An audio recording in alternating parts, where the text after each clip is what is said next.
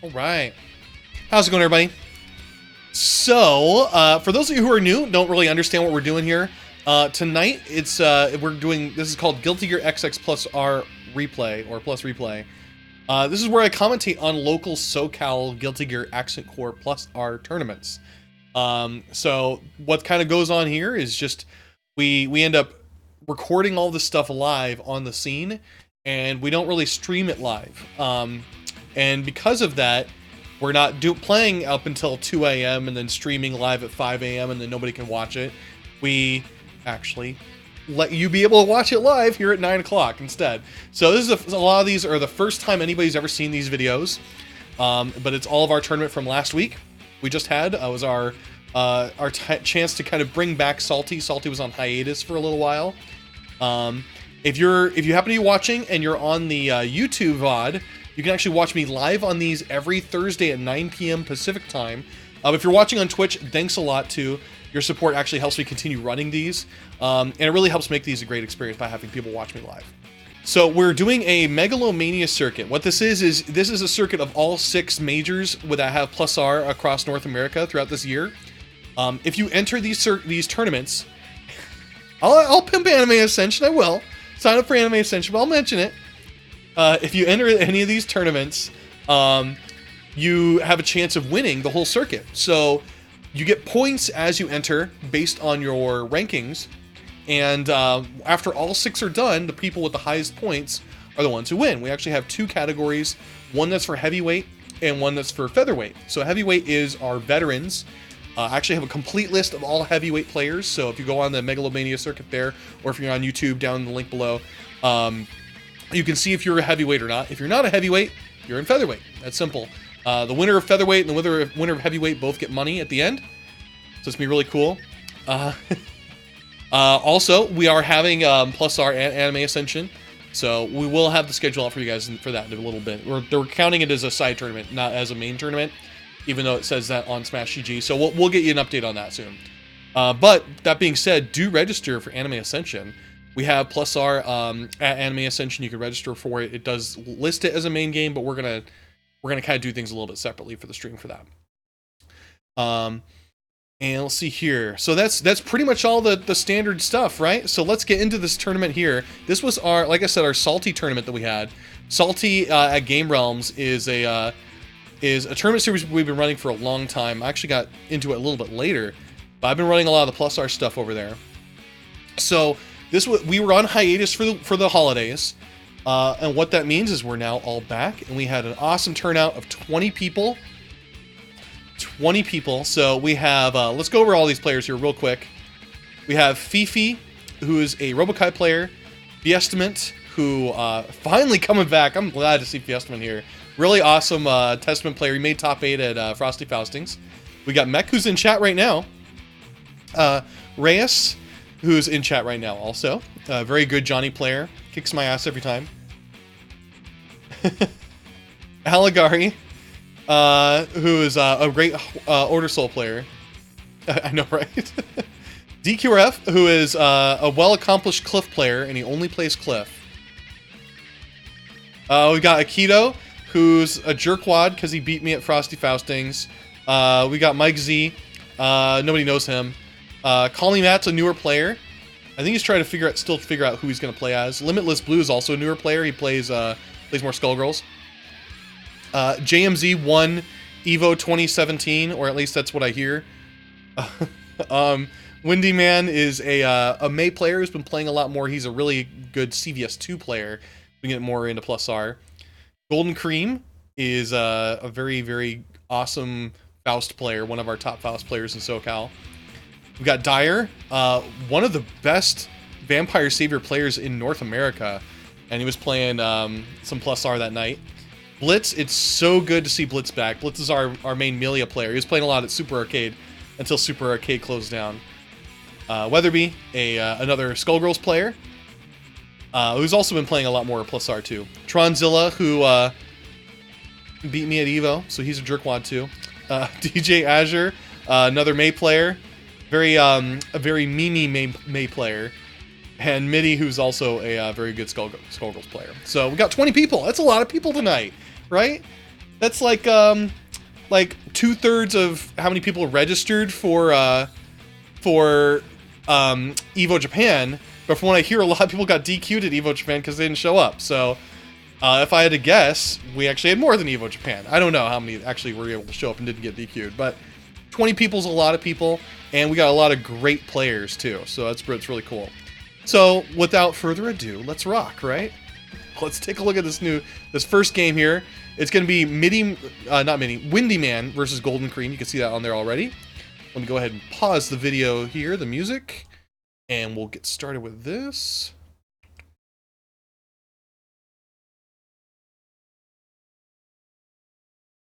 All right, first game tonight is Windyman versus Goldencreme. Let me turn the volume on this up a little bit more. There we go. So like I said, Windyman is an accomplished CVS2 player. Plays a lot of CVS2. He's one of the mods over there on the CVS2 Discord. Goldencreme is he's a really good Faust player. His trick, he's got really fast buttons. He's got incredible reactions. So you're going to see Goldencreme really utilize a lot of his reactions against Windyman here tonight. Windyman likes to rely a lot on overhead kiss, which is May's run-up command grab. So the command grab is actually, it's weird because you run forward and then you grab them, and she's strike invul and throw invul for the second half of it. So you actually have to jump away or do some sort of throw invul move.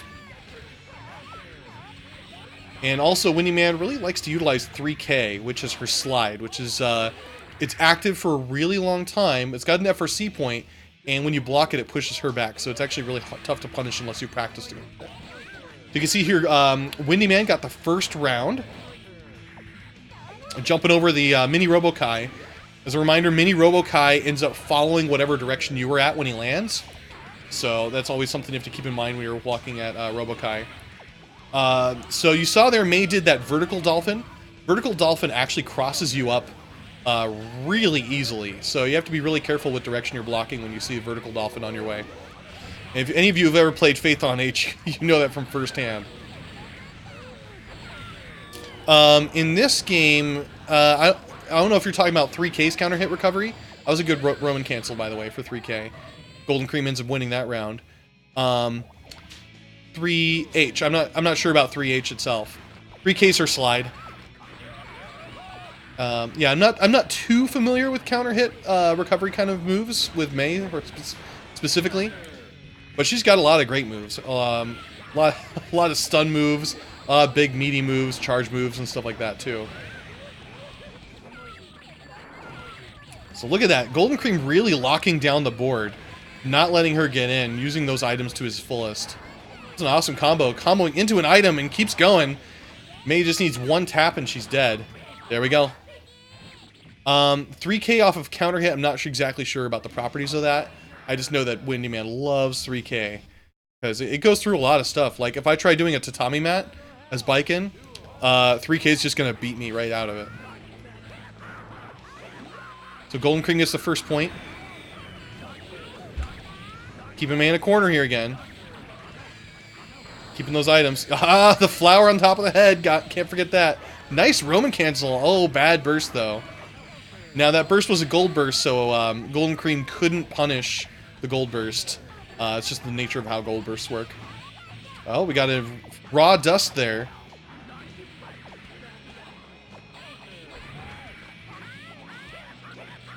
Nice setup there. Goldencreme just about to win this, maybe. Now that poison won't kill. It'll bring May down to 1 hit point left. Both of them using a ton of meter to stay safe, but Goldencreme ends up getting that round there. There we go, crossed up vertical dolphin. Man, using 2K as Faust as an anti-air is such a crazy move. You know, it's like when I play bike and I use 2D as an anti-air under certain circumstances. There we go. You had to block that one the correct direction this time. Oh, 6P. Not quite getting Faust almost dizzied. I'm not sure exactly what his stun resistance is. It's got to be better than mine, though. Let's bike it. So Dolphin still had that little mini Faust there. Goldencreme was going to try and play around it, but they ended up switching sides.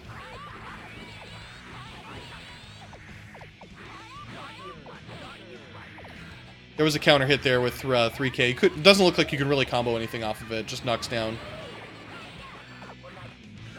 So you can see there, Windyman is he's opting to not do a full combo in order to do 6P, because 6P will help increase their stun meter. So it is an option you can go for. All right, and Goldencreme ends up taking it 2-0. So let's go really quick, go back to our brackets here. That was, oh, let me start the tournament first, of course. That was Goldencreme versus Windyman, and Goldencreme wins 2-0. So before we continue the next game, let's just kill these buys here. Midi got an amazing match against buy number 2. And Limitless Blue just dominated against buy number 1. Alright, so let me go ahead and queue up the next video and see who we've got going on next here. Alright, so our next match here is going to be Fiestament versus Mech.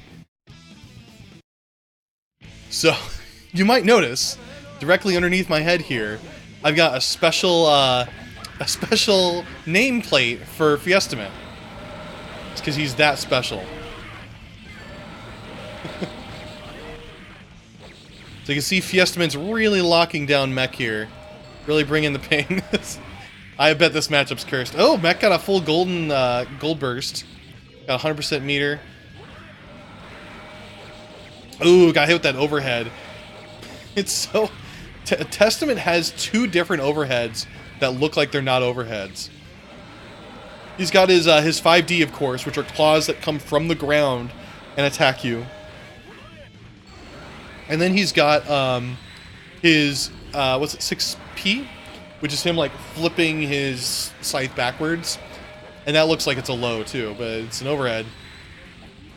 You can see Mech is not in a good position. He's almost dead here. And that's 1 round.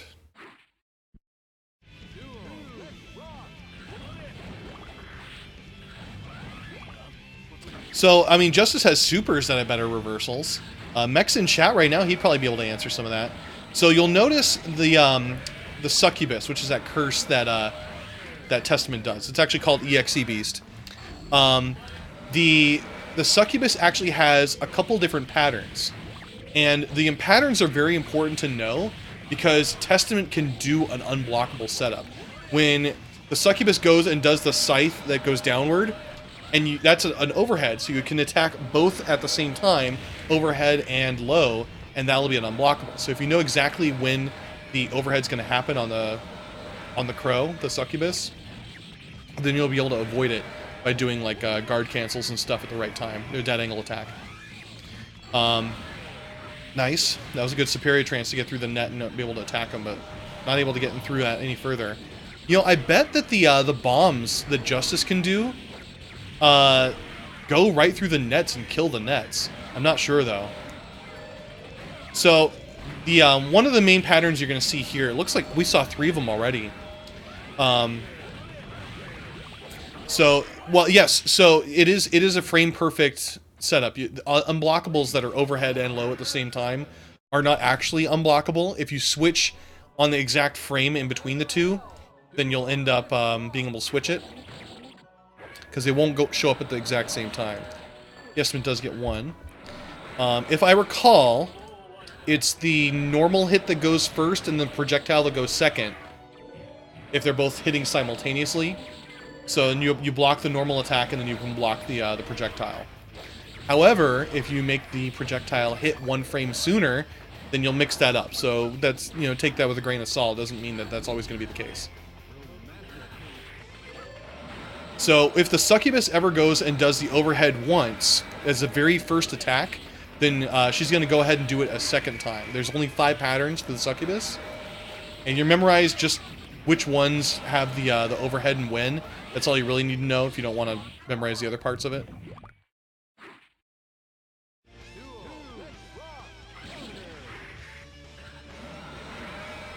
Yeah, Testament's really putting Justice on blockdown.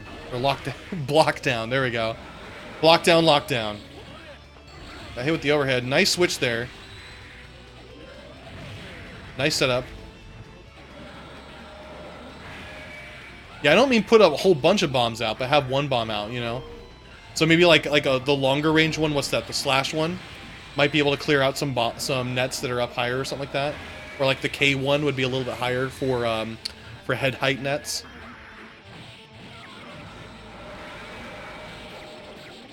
So Fiestament still keep... Ooh, that was a cool FRC, but wasn't able to block right away afterwards. Well, just about to take a round off Fiestament here, looks like, if Mech can do it. One force break superior, Trance might have done it. Oh, there we go. One round for Mech. Oh, Badlands. Now, this game does not have the same kind of Badlands loop that Axe and Core had. There's an overhead. That was an attempt at an unblockable, but the attacks pushed, the blocks pushed Justice a little too far back for the unblockable to work.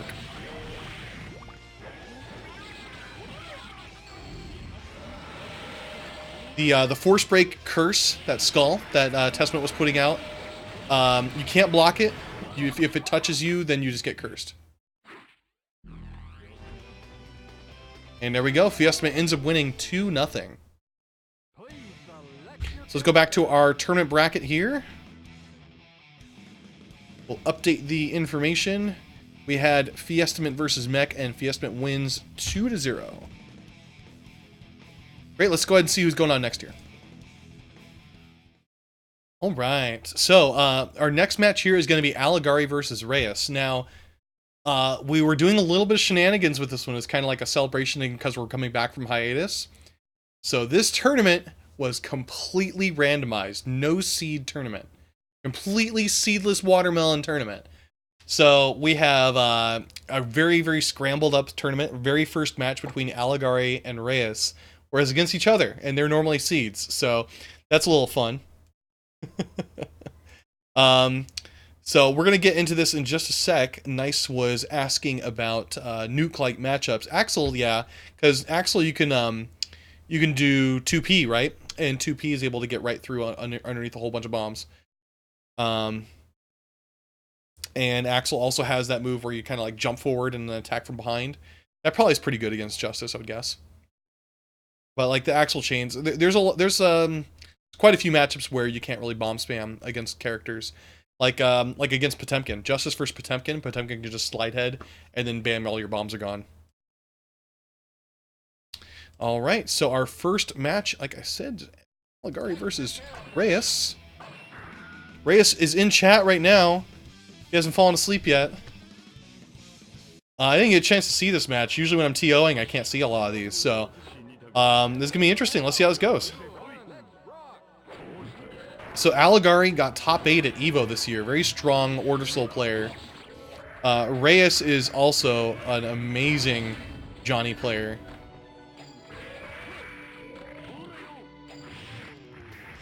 He's keeping Order Soul locked in here, or Aligari.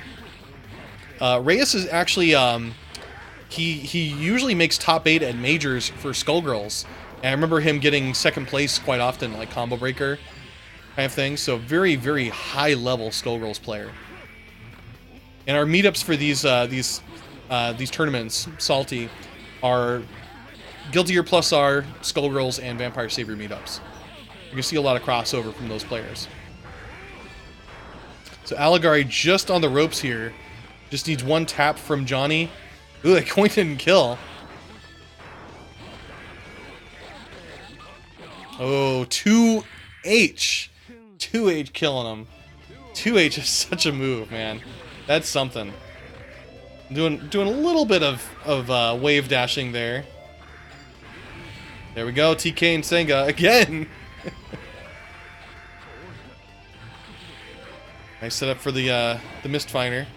You know, one thing you want to watch for a lot when you're playing against Johnny is what level he's always at, because his Mistfinders are going to be a lot faster in level 2. Yeah, they counter hit, and that's how he does more damage. But because they're level 2, you got to pay a lot more attention to those. They're not really going to be reactable at level 2. So Reis ends up taking one game here. against Aligari.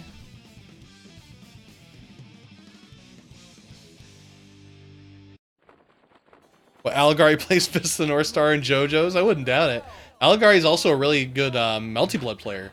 I think he made top 8 at Climax of Night or something like that. That's amazing. They had like 100 players over at Climax of Night. Oh, nice run-up throw.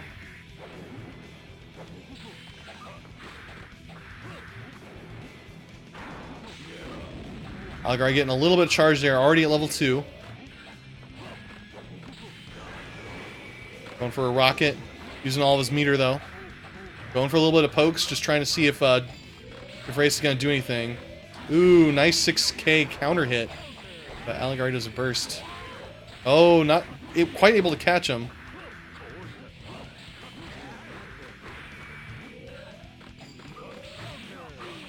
The FRC point for Johnny's air special move, so Killer Joker and Divine Blade, are very important because that's what makes him safe after those moves.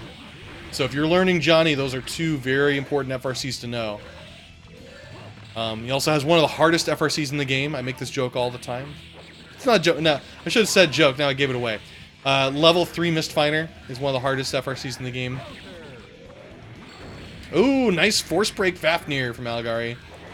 Only has 15 seconds though. Nice. Oh, Roman cancel, but not able to get out. Reis just needs a little bit more hits there. Nice. Good kill from Aligari with 9 seconds left on the clock.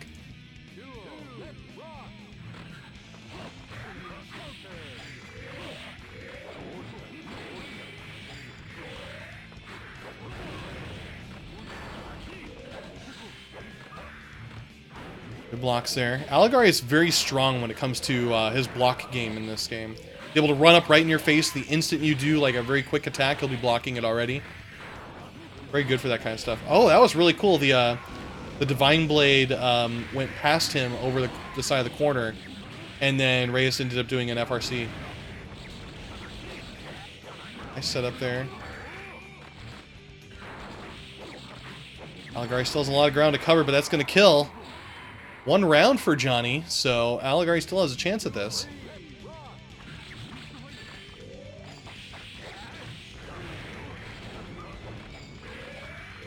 Nice instant block there. Aligari really applying the pressure. Reis trying to fish for some of those hits, but not quite able to get it yet. Aligari not falling for it. Nice block. Not falling for those bursts.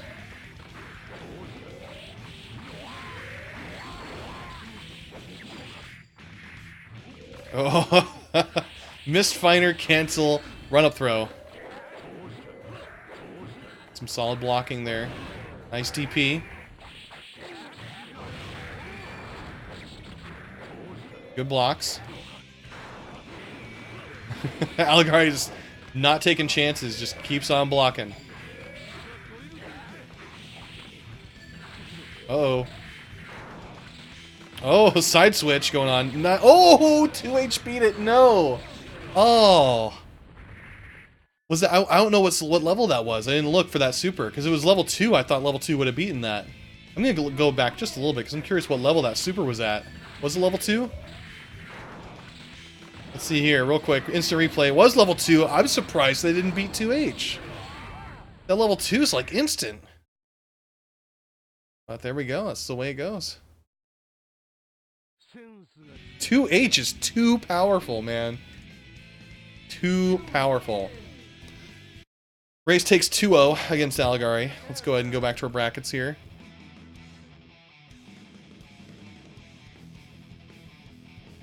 So we had Aligari versus Reis.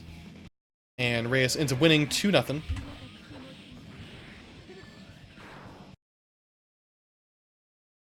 go ahead and queue up our next match here. Yeah, that's what I was saying, Wing Zero. It's like, it's a 0 frame super. It should be right out, and then just 2H beats it. I was like, oh man, I've never seen anything win against the level 2 of that super. It beats everything, but there you go. I guess apparently not an active 2H. So our next match we're going to have up is going to be Diar versus Blitz. So real quick on this one too, guys. We didn't start recording this one until about 40 seconds out of the first round, so we're gonna miss just a little bit of the game here, but we're gonna go ahead and watch the rest of this. So we're starting off, when I started recording, Blitz, the Melia player, is knocked down. And Diar is putting out a note for some heavy Midis. Will Blitz be able to get out of this? Looks like they're at even health. Let's find out. Ooh, you can tell Diar was trying to grab Blitz out of the air, but it didn't quite work out. Nice Midi. Ooh, was able to block the cross-up. Wow. That was insane. Nice FRC. Man, Blitz really putting in some crazy tech there. Blitz's Melia is insane. Any Melia is insane.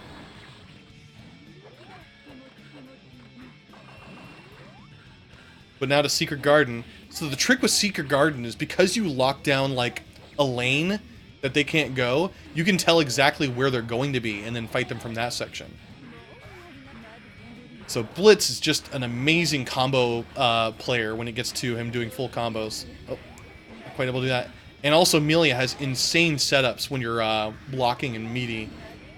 The Oki from Melia is very, very, very strong. However, Melia's main weakness is she's got the worst defense in the game. But it's practically tied if you're... Oh, nice block on that super. Good catch from Blitz. But yeah, I was going to say their health... Her health and Chip's health are practically the same if you take Guts and Defense put together. So she has like, I think better Guts than Chip, but worse Defense. That being said, everybody does have the same amount of health. It's just based off of defense ratings. So Blitz takes the first game there. Unless that's the second game. That was the second game. Well, I guess we missed a whole bunch there. Blitz takes it 2-0. Blitz takes it 2-0. I guess we didn't see too much of that match. I'm sorry, guys. But let's just update this right here. Blitz against Diar 2-0. And now we pull up the next game. Alright, up next is going to be Mike Z versus Aikido. Let's see if Aikido can take this.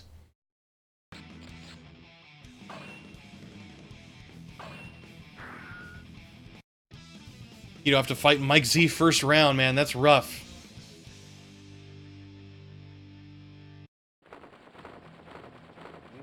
So, I actually did a first to 50 against Mike Z back at Super Arcade, and I uploaded it.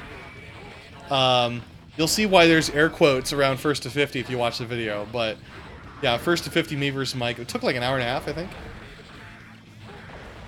Ooh, there we go. He did Hammerfall, but didn't do a Pop Buster afterwards.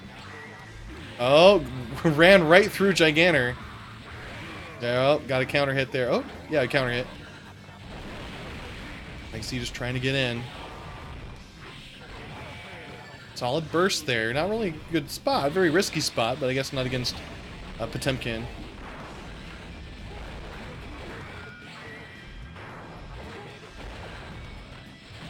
Oh, wasn't able to slide through the, what's that, jump H? Or jump S. Jump S. Okay, Aikido has him in the corner. That's a good spot to have him. Very good chance of him actually... nice block. It just walked away from Judge Gauntlet. It's like, I'm not getting in there. I'm just going to fire some missiles. Nice block in there. 2S from Potemkin vacuums you in, so it's very rough to deal with. Oh, Hammerfall break Pop Buster. There we go. Look at all that damage. And when he does the heat extend part of Heat Knuckle, he gets so much meter from it too. It's insane.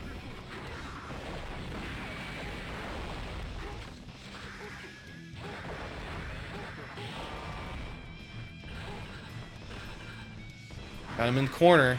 Not a good spot for Aikido.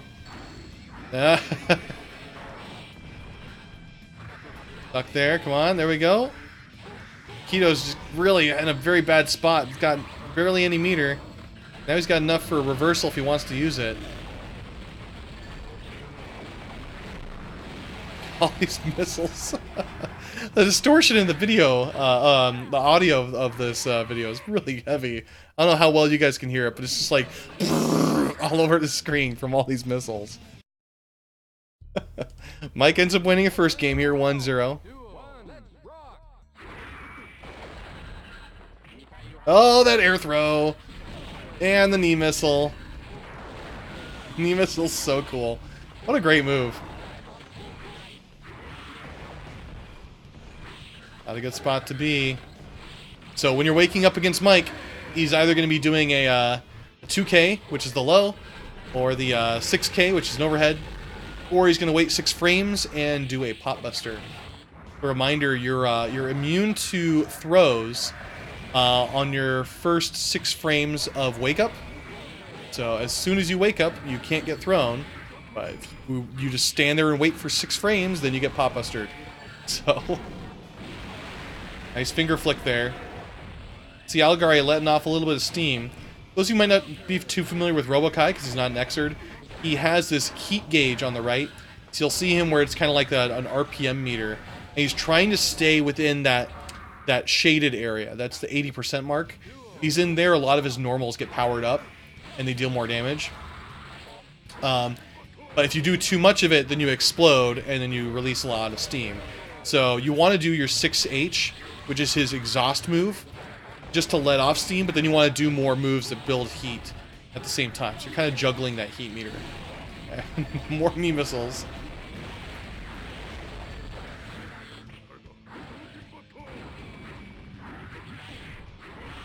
On slide head into Mega Fist. Oh, not quite close enough to do a DP. Not good for Aligari.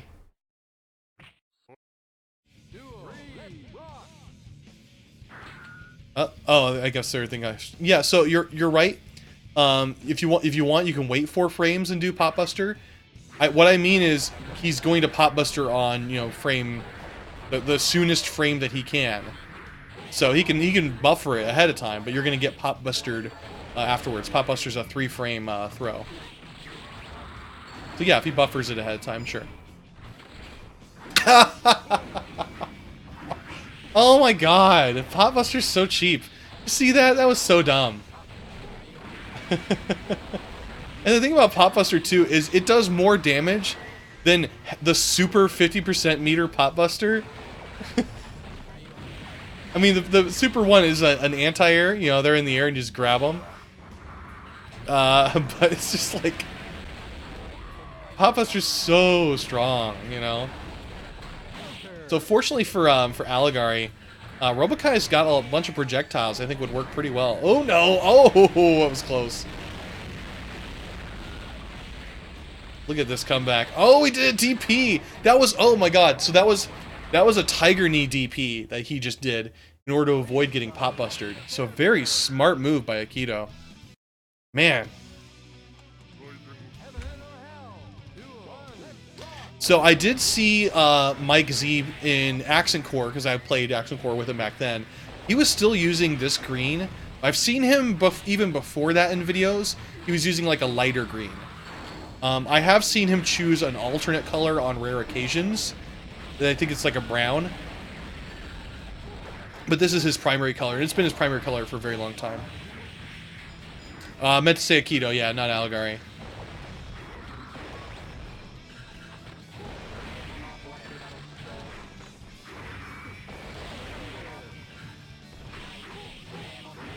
And there we go, it's a kill.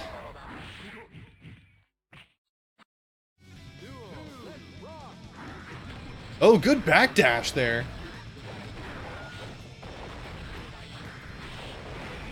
So regarding Robokai's overheat, you see, like I said, you see that gauge on the bottom right corner? If it gets all the way to 100%, he'll explode. So you have to cool him off to prevent him from exploding. Man, that 6H move.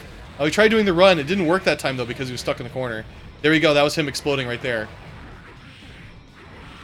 Now, Robokai is one of the 2 characters in this game with a delayed wake-up. So, that could be pretty useful if you have Potemkin trying to Midi you with a nice heavy Oki. Ooh, not really a good spot for Aikido. There we go. Mike ends up taking it 2-1. Let's go back to our brackets here. We'll update this.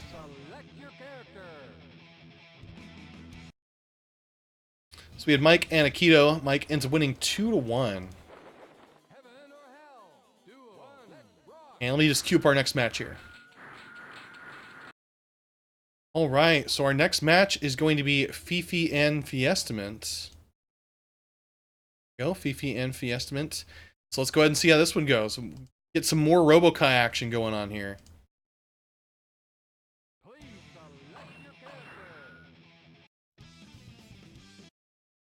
Now, the interesting thing with a lot of self-inflicted damage moves, like Robokai's exploding, is you can't kill yourself with it. It'll only bring you down to 1 hit point. The exception being like Faust items, which really kind of like hit both players. Ooh, nice warrant there from Fiestament. Now he's poisoned Robokai, which you would think wouldn't be possible. So right there, the Succubus attacked once, is going to attack again. Anytime the Succubus attacks the very first time, that pattern means that the second hit is also going to be another Succubus attack. Oh, there we go, the ambiguous overhead. Remember, if you have a puddle attacking your feet from the ground, that's an overhead. So, nice poke there for Fifi, getting that net out of the way. Good block there. Look at that. That was really good. He got the ambiguous ambiguous overhead done that time. So, if you're not too familiar with Testament, he's got 2 traps. He's got the net and the trees. The nets you have to poke to get rid of them. I think he can only keep 2 nets up at once. So he puts a 3rd net out. The oldest one is just going to disappear.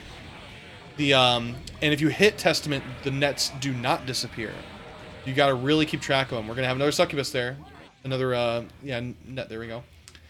And the trees only go away if Testament gets hit, or if you move over the trees, like in their y-axis or x-axis position. So you can jump over the trees, or you can just hit Testament, one of those 2, and the trees will go away. If Testament has a powered up version, then neither of those the nets or the trees will go away with a powered up one if Testament's hit. You actually have to activate it.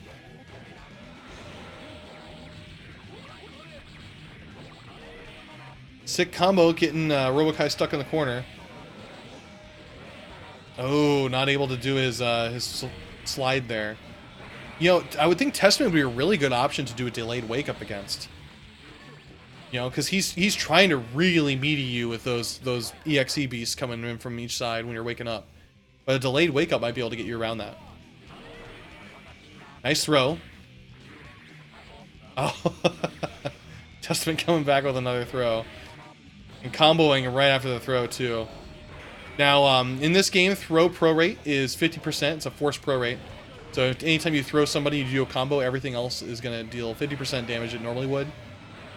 That's why typically you don't want to use like FRC extensions or force break extensions in a throw combo. And you also probably don't want to burst a throw combo unless it's going to kill.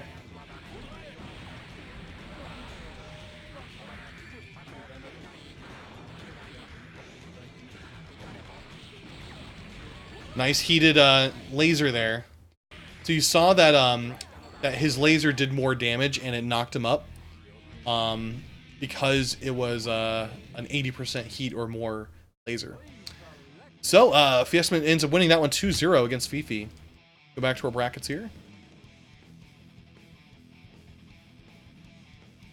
So Fifi and Fiestament. Fiestament wins 2-0. All right, give me a moment here to queue up our next match, and we'll see how things go. So next up, I think this is Limitless Blue versus CallMeMatt.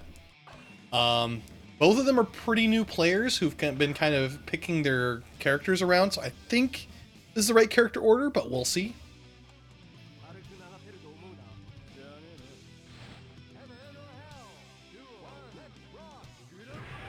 So Grand Viper round start, always a staple. Run up wild throw. Nice setup there. You know, the joke is that Soul is one of the what, 3 grapplers in the game. Grapplers being let's see here, Soul, Robokai, and who else? May. You think Limitless Blue is Soul? I'll swap these names then.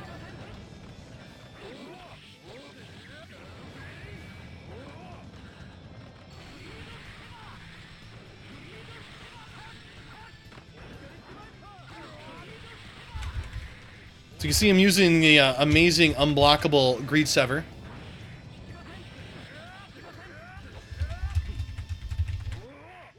There we go, and Limitless Blue ends up winning the first round.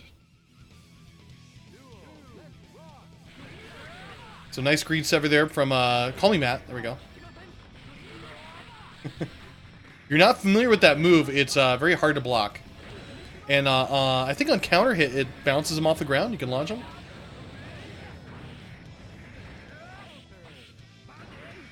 So keep in mind, there's a lot of moves that cause what the game calls slip, which is you kind of getting a little stunned, where you have to wiggle your stick back and forth.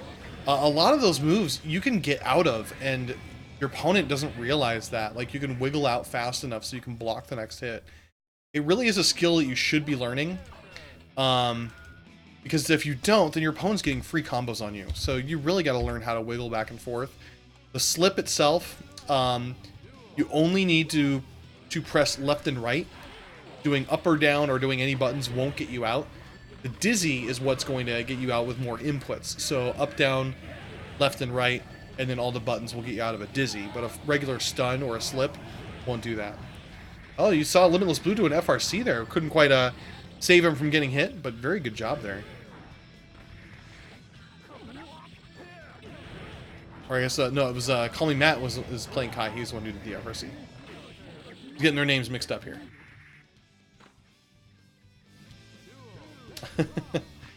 Strive is Strive's a game. We can talk about that later. It's something.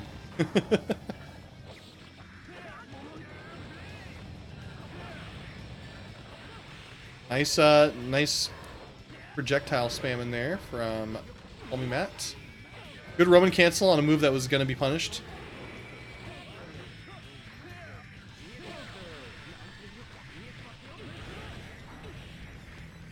Okay, oh, got thrown. That's what happens when you get too close. Throws are a 0 frame move, which means you could do them on your wake up before anything else would be possible. Which means don't get too close to an opponent when they're waking up. You do, you just get thrown. And that super's gonna hurt. Oh, it didn't quite kill.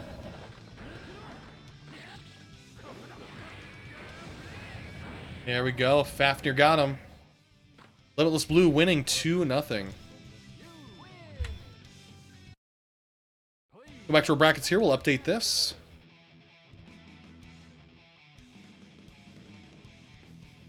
Limitless Blue wins against CallMeMatt 2-0. And let's find out who we've got going on next year.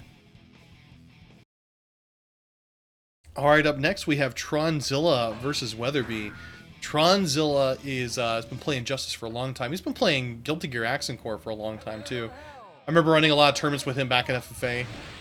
Especially when we had BlazBlue Calamity Trigger at the same time. He was a jerkwad Arakune player. Dirty, filthy Arakune player. Now he's just a dirty, filthy Justice player. Good hits there. So the key with Justice against ABBA, knock her down. This is such a tough match for ABBA to beat against Justice. I shouldn't really be giving advice for Justice players on how to beat ABBA. If you're ABBA, one trick you can do is you've got your move called Avoidance. So it's a force break move on normal, where you can go through bombs that way. But other than that, it's not too easy. You want to make sure you use your blood packs. You can get your movement available. And really want to avoid getting knocked down.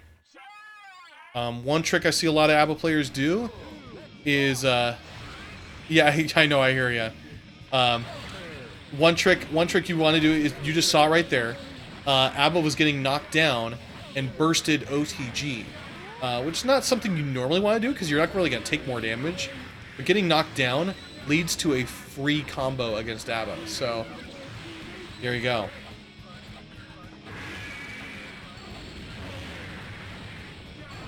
There we go then. That was a nice avoidance. Went in for a command grab. It's knocked down. Once you're in Maroha mode, the Justice matchup's a lot easier to handle. But you do have to switch back and forth, otherwise you're going to kill yourself practically.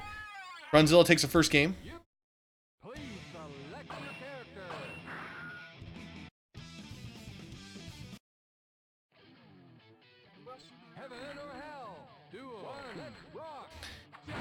This is a really tough matchup here for Weatherbee. Using the pack does a good job. Now there's a kind of a conundrum with blocking the Justice bombs. So if you don't use your Follows Defense meter, come on, Weatherbee, you gotta switch back out when your health is that low, but you didn't really have an option. If you block without Follows Defense, you take a lot of chip damage, but also you take a lot of meter damage too if you block with Follows Defense. So if you keep blocking those bombs with Follows Defense, you're not going to get any meter as you're moving forward because you're going to keep using it. So you want to have meter at least for some sort of force break to try and break through Justice bombs. Oh, it's going to be hurt.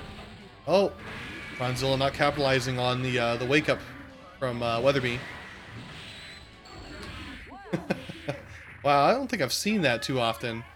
The Michael Blade super followed by a Superior Trance force break just to kill. Tronzilla ends up winning though 2-0. Let's go back to our brackets.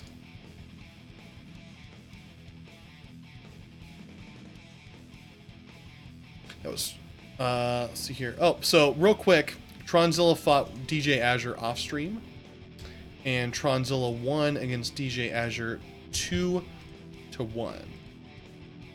That match was Tronzilla versus Weatherbee, and that was 2-0 Tronzilla. So let's go ahead and see who we got going on next year. All right, so up next is going to be our next losers match. It is Aligari versus DJ Azure. Before I continue, let's go check the chat here. We're talking about avoidance. I guess dragging's what it was called. That's the one where she dashes and is immune. I thought it was avoidance. Avoidance doesn't make sense to be the projectile, but there we go. I knew one of those names. There's like deletion and stuff like that too, but I don't know.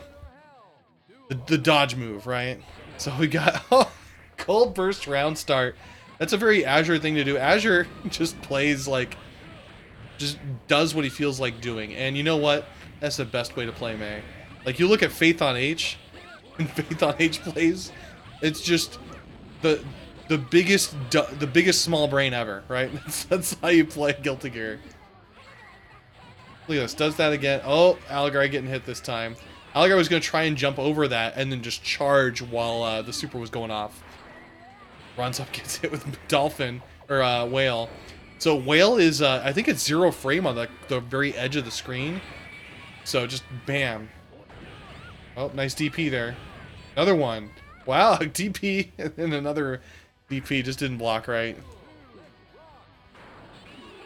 Oh, gets hit from Vertical Dolphin. There it goes. That's the cross-up I was talking about from back with the Windyman match.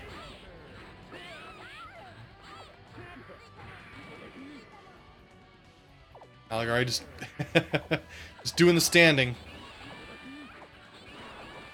You know, a lot of people when they talk about playing this game at higher level, you know, when you're playing a fighting game and if you think of it the right or a certain way, like if you think of it like an RTS player, you'll think of like actions per minute, right?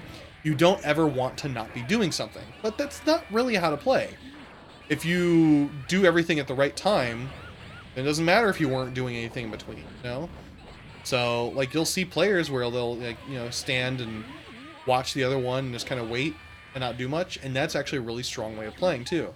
So you can't really think of it as like actions per minute. Oh. I don't know why DJ Azure was trying to do restive rolling there. It might have been a missed input because of the super flash. But restive rolling was not effective. Aligari ends up winning a game 1-0. Let's see how these goes. Continues, gets level 3. There goes the dolphins. Oh, look at that. Full... Oh, not quite able to combo off that. Look at those dolphins, man. Azure is really good at doing the dolphin input, which is a charge attack. I don't remember exactly how many frames. I hear Guilty Gear is a lot faster for its charge attacks than like Street Fighter is. I remember hearing something like Venom's is 30 frames. I don't know if Maze is 30 frame charges as well. There we go. That's the level 2 super. Charge. There we go. Perfect time to charge. Yep. If you ever get hit in that super, don't ever challenge anything. It's got complete hyper armor. Just run away and dodge, because it's like 20 frames plus or something like that after the killer whale. It's gonna be a kill for Aligari. Oh, the burst. Oh, and DJ takes it. One round there from DJ Azure. Getting hit with more dolphins. There we go. Counter hitter right out of those dolphins. And the overhead. Not able to maintain the full combo though. Aligari just like, I'm not blocking those dolphins anymore. I'm just gonna jump up and hit you. Those dolphins are stupid.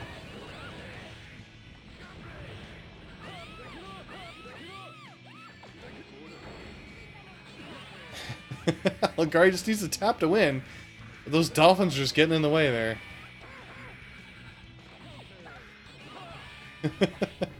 More of them. Can DJ Azure take this? Oh, getting full meter. But not quite able to do it. Aligari takes a round. Aligari just needs one more round here to win. Just blocking those dolphins. Nice. Good use of the charge burst.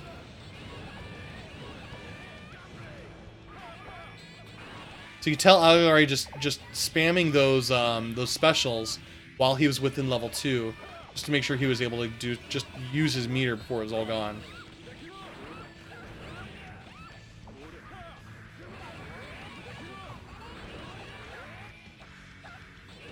Nice hits there.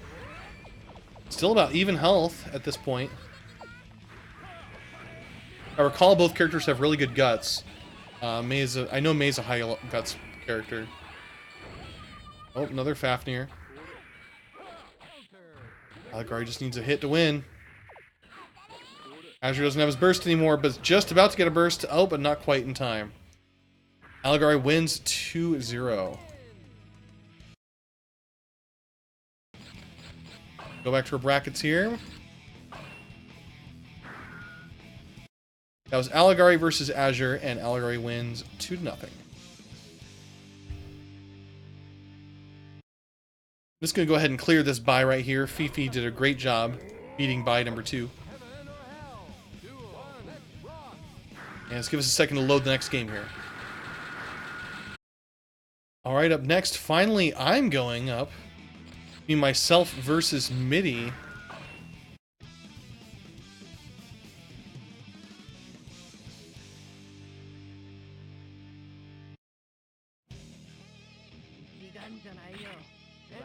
So I've been practicing this game a lot, and coming back from Frosty Fausting's doing a whole bunch of casuals from Frosty. You know, doing those tournaments and going to those majors it's like getting like 3 or 4 months of practice from you just playing nonstop for a whole weekend with people you don't even know. You learn so much and you're able to do so much and just kind of get all of it in, you know. So I really improved since the previous tournament that we had. So let's see how I did. Good Roman cancel there from Midi. Oh, Sakura there. So those of you who might be unfamiliar with Baiken from Pulsar, she has full guard cancels that she can do. So guard cancels are moves you can do in the middle of block. Not a good spot there to burst. But if I'm in the middle of a block string for my opponent, I can just put in the input for my guard cancel and I'll just do it. Now in Accent Core, the moves used to be invincible on startup, but a little bit slower. Here they're not slower, but they're also not invincible on startup. Unless I'm using Baku, or I'm using Morikomi, which is their dodge. So I have to be a little bit more cautious when using the guard cancels than I used to be. Oh, I was not expecting him to block that.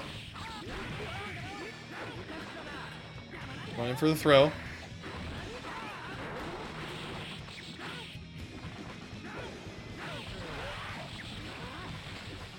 Oh, that was clearly supposed to be a run-up throw from him.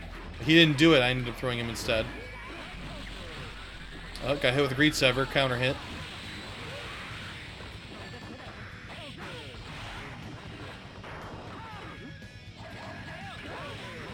Nice.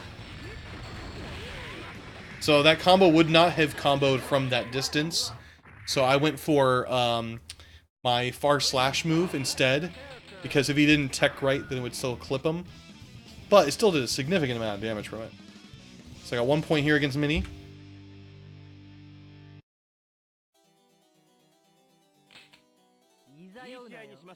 Need to win one more game here. Midi needs to win 2.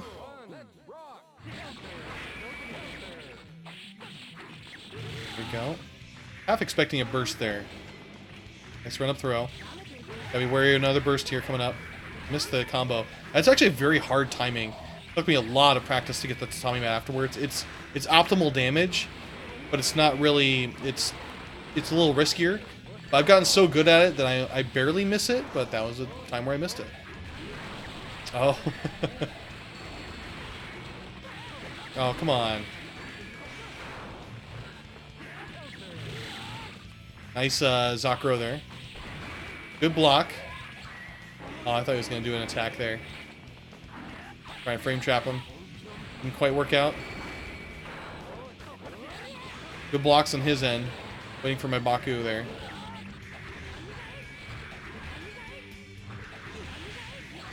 Oh, I mistimed that. That would have killed. Good blocks on his part. Now, I do use Orin a lot. Which is her heavy slash counter. The one where I flip around the opponent. It's very important to learn how to block that move. Well, looks like you get me there. 1 round for Midi. Good job.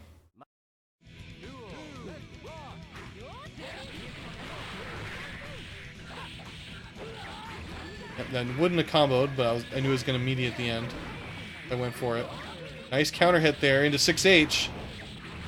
Now, for Yoshigen, which is that chain move, does have some significant pro rate. I think it's 75%. But hey, at least I got some extra damage off that counter hit there.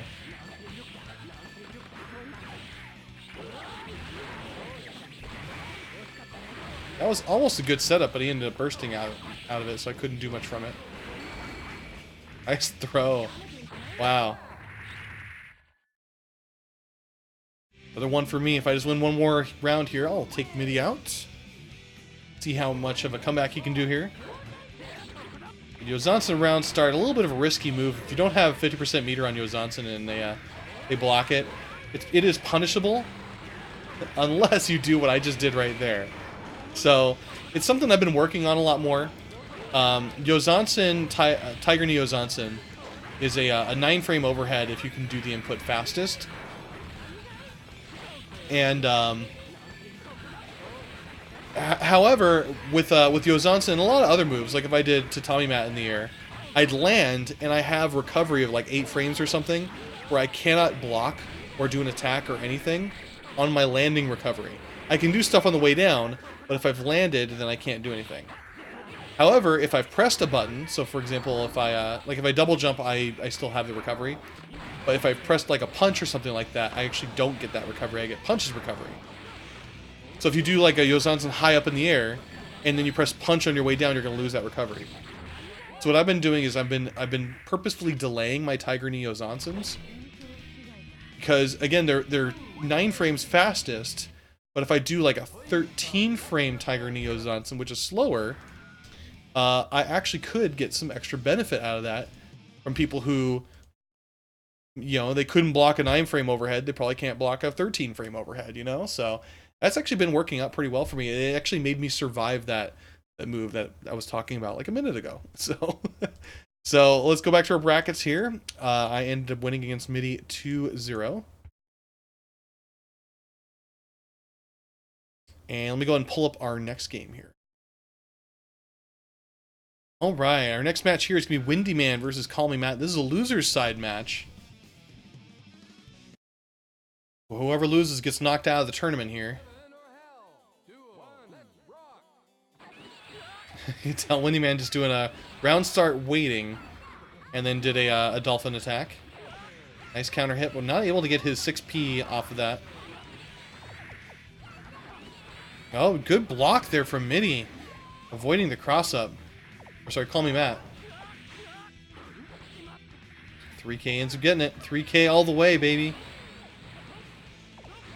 Oh, long range 5D. Wasn't able to follow up after that, didn't look like. Good blocks from CallMeMatt. He's blocking the right directions. That blocks the wheel. But the wheel did a lot of chip damage. So, there are some moves where, if done appropriately, can cross you up when you're flush in the corner under certain circumstances. And I think that might be one of them, the Dolphin. I know that that Potemkin's Mega Fist is one of them. If you're flush in the corner against Mega Fist will still cross you up. I don't know if it's only the right corner and not the left corner.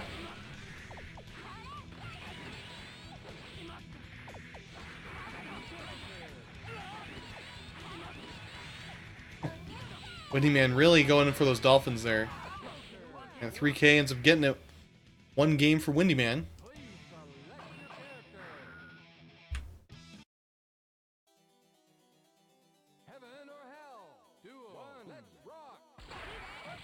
Oh, gets hit with the second hit of, there we go. Oh, not able to apply anything after the counter hit Greed Sever.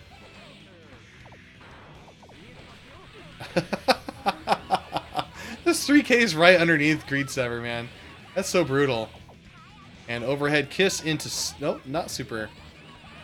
A lot of times what I'll see Windyman do, if he's not confident he can do the combo afterwards from overhead kiss, is he'll just combo into a super. But, you know, it's good to practice that combo. It's not an easy one, because when you're doing charge partitioning in the middle of a combo, it's a little rough, you know. It's like you're doing attacks while you're still charging moves.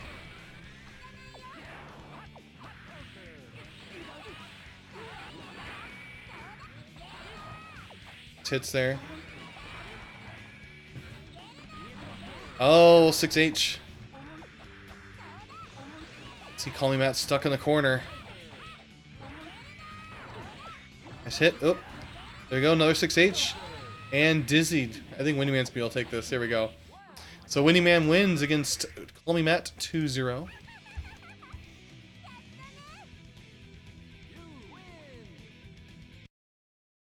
We look at our brackets here. We had Windyman versus CallMeMatt. Windyman wins 2-0. Give me a moment here to load up our next game, guys. All right, up next we've got Diar versus Aikido. This is a losers finals match. Again, whoever loses ends up getting out of the tournament.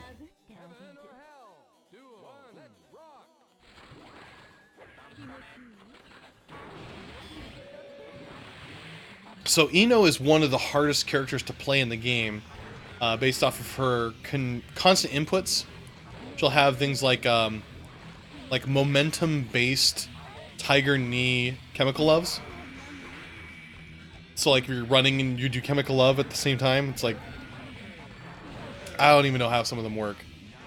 It's rough. But Diar's getting out of the corner, holding his own. Here we go, getting some hits there. Keto a little locked down, not really sure what to do there.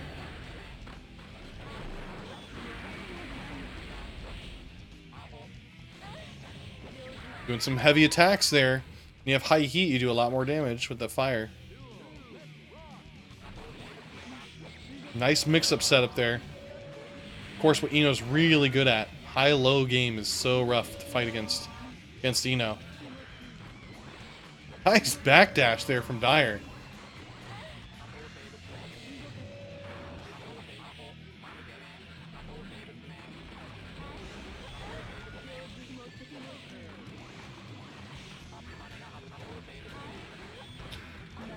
Oh, that angled away, but not really able to do anything effective with it. Now stuck in the corner for Diar. Very precarious position to be in. Keto going for those smaller missiles, not the cluster bombs. Diar doing some good mix-ups, but not really able to do any confirm after that. Oh, good DP there from Akito. And Akito takes the first game.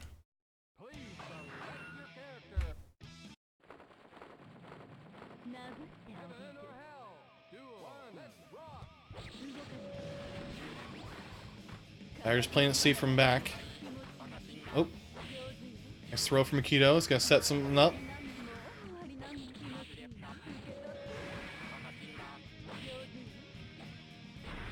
And some blocking there. You can see he's doing follows defense pushing, where he's only doing it during the certain hits that are going off. Use a lot less meter when you only use it that way.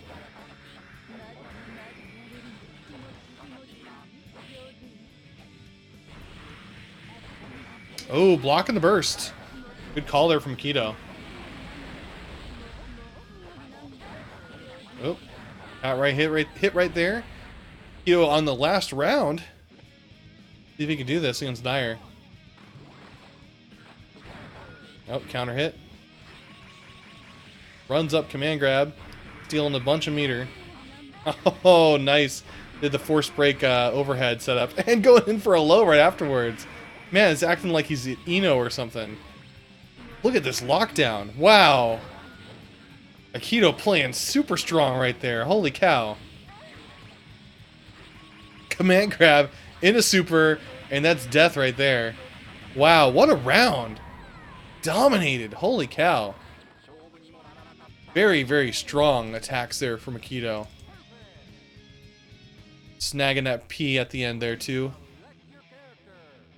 Go back to our brackets, we'll update this.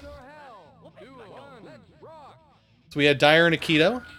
Akito ends up winning against Diar 2-0. And give me a moment to load up the next game here, guys. Alright, the next match here is going to be JMZ versus Goldencreme. Go and pull up this game here.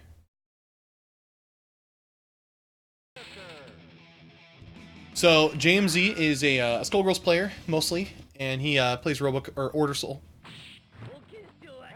Goldencreme we saw earlier, they're both from Winterside so far. The running joke is that JMZ won EVO 2017. The reason why that's a joke is you actually go on Smash GG, you'll see that JMZ actually did win, but not because of his own merit really. It's because he ended up sleeping in after getting drunk last night. It's like, yeah, screw plus R, I'll just sleep in a little bit more at EVO. So there was registration only on the website and not on site. So somebody's like, hey, can I just take his spot? And the TO was like, yeah, sure. And that person was Skeletal Minion, who won EVO 2017. But man, what a combo at the end there. Did you see all those force break pogo lands? That was sick from Goldencreme.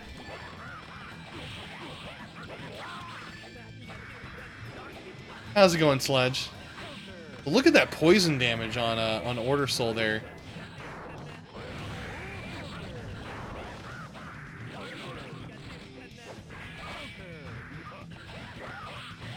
One of the two characters that's able to poison. Testament and Faust. Oh, avoids the 6H there. Faust 6H is a normal of legend. A 26 frame overhead that you will not block ever. I think that was chip death right there. Got hit from the second bomb. Goldencreme ends up winning the first game there. Like, you see it coming, and you're just this deer in the headlights. Like, there's a 6H right there. I should block that high. Oh, I blocked low. Damn. What was I doing?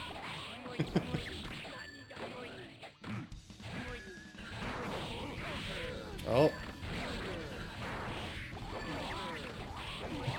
Man, Faust's jump H is such a move. It's so incredibly fast, and it covers like half the screen. Faust jump H is insane.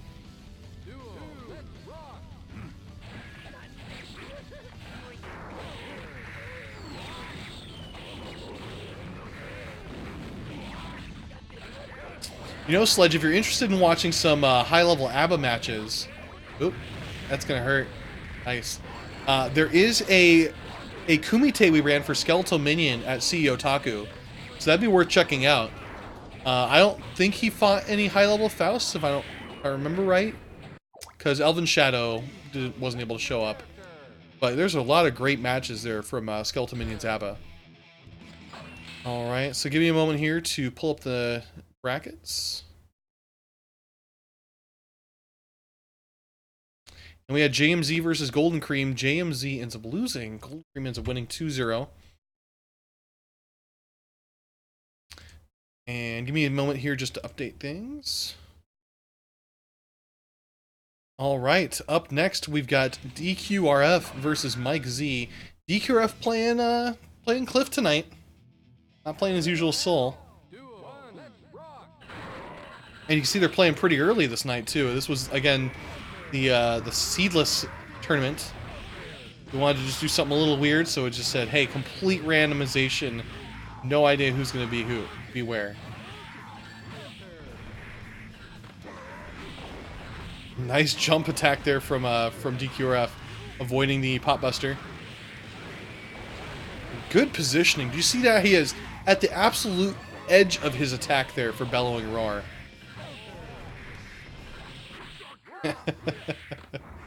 It's not a tiger knee, it's just him jumping and attacking while he's jumping. Run up and Golden Burst there. So a lot of people don't know this really, but any character that can hop dash, like Johnny can actually do a wave dash. So, for example, Cliff can do a wave dash too. That's the dash where you cancel your dash with a faultless defense. But Cliff can do it too. It actually helps Cliff out a lot faster than it does with Johnny. But Johnny's dashes still end up being faster in total, if I remember right. But Cliff's end up faster a lot faster. Oh, DQRF doing it. DQRF doing it. Get the first game off. 1-0 against Mike with Cliff. Man. Doing the slap chop there. Hair throw. Didn't even look like they're on the ground. Going for a gold burst, but not quite on the offensive. Ah, Miss Cleo in action there. Psychic Mike Z. There you go. So the dodge move that Cliff can do, he can actually cancel into an attack that chop at any time. And he's also has 0 frames of recovery when he's done with it too. So you can't just assume he's going to be vulnerable after the dodge. Just throw him right out of the dodge when you see it.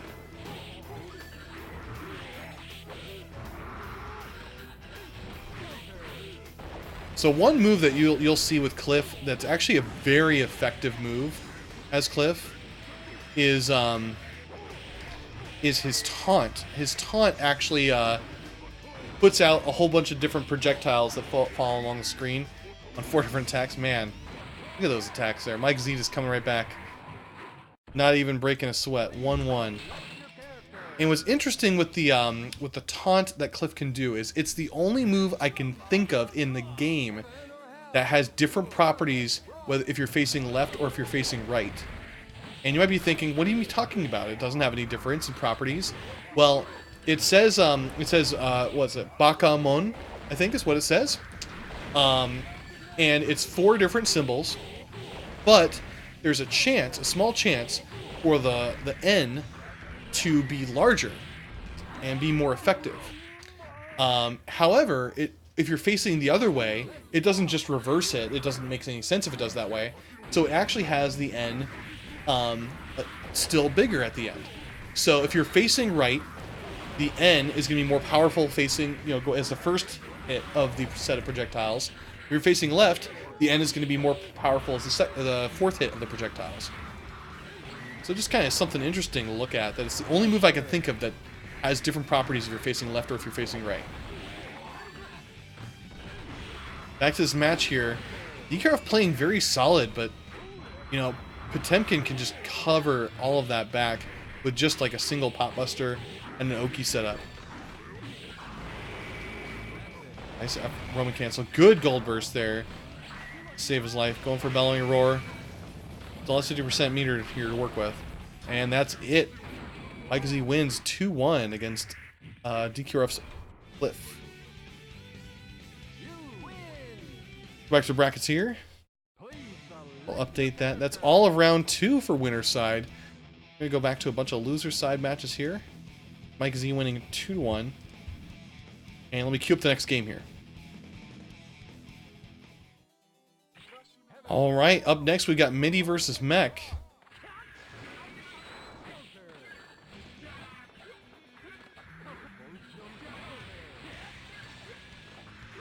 So Midi applying that pressure, trying to keep Mech stuck in the corner here. It's very difficult for a Justice to maintain that movement and get out of a corner. That's what Superior Trance is for. That requires 25% meter. Midi's still locking in, trying to apply that pressure. Looked like he had a bunch of possible run-up throw setups, but didn't quite work out.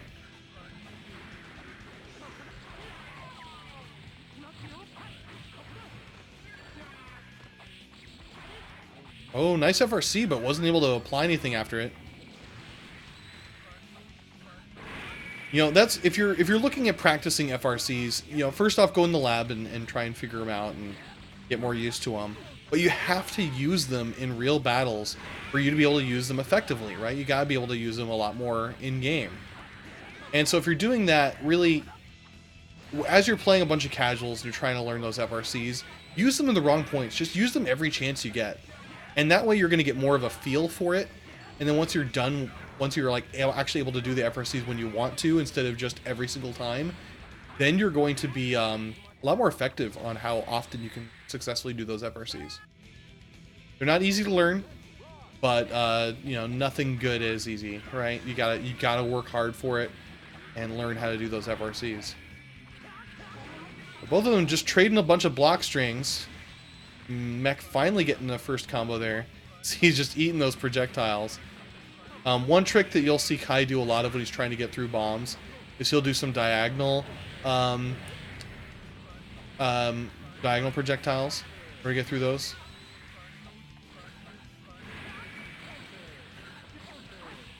Nice hits there. I set Justice back right up. Oh, knocked Justice away into the corner. Oh. Little button press there. Start again here. So what happens sometimes with Plus R, and you see this all over the place. It's not just our meetups. I think it has something to do with just the way PS3s are. But that was a screen blackout. So if you have like multiple setups on the same table, and you plug one controller into one setup, it's actually going to make a monitor on another PS3 setup flash off temporarily. We were seeing this at Frosty Faustings. We're seeing this at multiple different venues with different monitors and different PS3s. We don't really know exactly what causes it. My guess was that it was if you have like a controller in PS4 mode or something like that, it was doing it, but we were testing that out, and even in PS3 mode, it wasn't doing it. It was 1-0 for Mech here. We had it happen at Frosty Faustings, and we had it happen over at at Warrior's Path over at in Northridge. So what I'm going to try and do next time, it could just be plus R, but it's definitely a PS3 thing. So what we're probably going to do next time is we're going to split up our plus R setups into 2 different rooms and kind of go back and forth from that.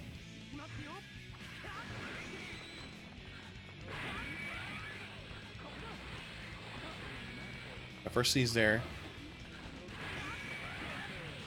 Well, nice hits there. You see Mech really putting in the pressure there with those bombs. Good backdash. So Justice's backdash is a powerful backdash because it's only, I think it has like 3 frames recovery at the end, but also it's very long.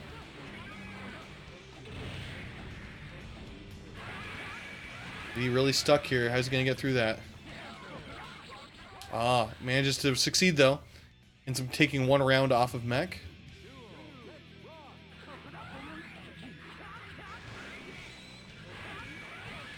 Nice setup there.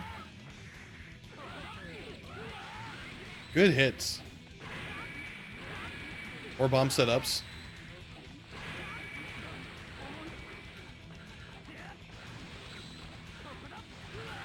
Knocking him away. Doing a good job there with Michael's sword.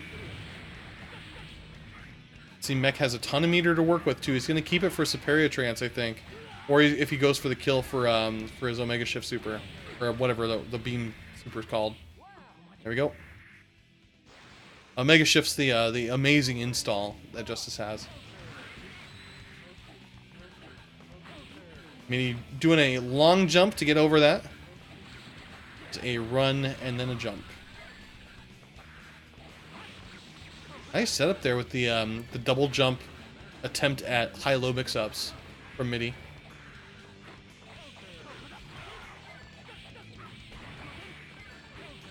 Setup there, good. Good hits. Oh, that looked like it was gonna be a tech throw, or tick throw. Wow, it even ate like a bunch of hits from the super. That was rough. Oh, Superior Trance going right through the charged stun edge. Eating those stun edges up. Stuck in the corner, not a good spot to be. Well, then playing some strong footsies, just going for a couple pokes here, maybe. Oh, Mech knocking away again. Midi's using all of his meter, but still taking some extra chip damage too. Oh. A little bit more hits there from Mech, and he'll take this game. Only 15 seconds left. Just play it safe here. Keep bombing away. There we go. And Mech ends up taking it 2-0. We'll load up next game here, guys.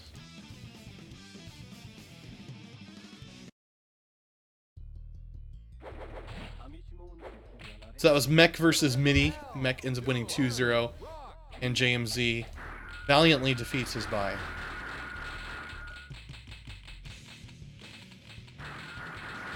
Alright, we're done with all the round 1 losers. Round 1 and 2 on winner's side.